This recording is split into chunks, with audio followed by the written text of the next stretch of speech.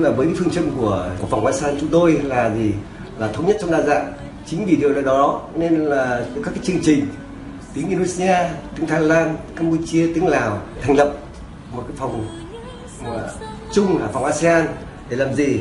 Để tạo nên một cái sức mạnh tổng hợp, tức là mọi thành viên của các trong phòng có thể là hợp tác, phối hợp với nhau để tạo ra những cái sản phẩm có chất lượng cao, mang tính đối tượng cao tốt hơn và hỗ trợ nhau trong khi tác nghiệp làm chương trình.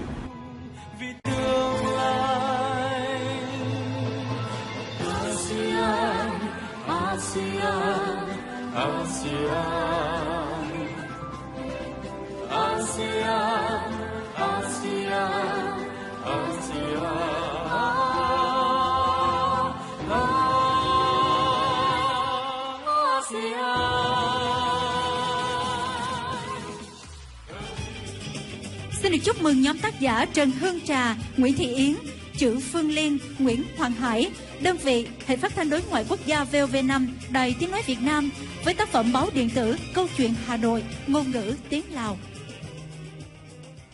Về mặt chuyên môn thì sau 10 năm thì cái đội ngũ biên tập viên, phóng viên của cả 4 chương trình trong vòng ASEAN đã có những thành tích gọi là vượt bậc, và phòng đã xây dựng được những cái chuyên mục để sử dụng chung và cũng tăng cường cái tính và đối tượng hóa cho từng cái chương trình.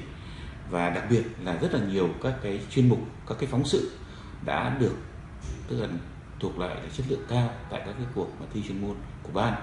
Và cái đặc biệt rất đáng kể là trong mấy năm gần đây thì là phòng đã có những tác phẩm được giải thưởng cao tại cái giải quốc gia về thông tin đối ngoại.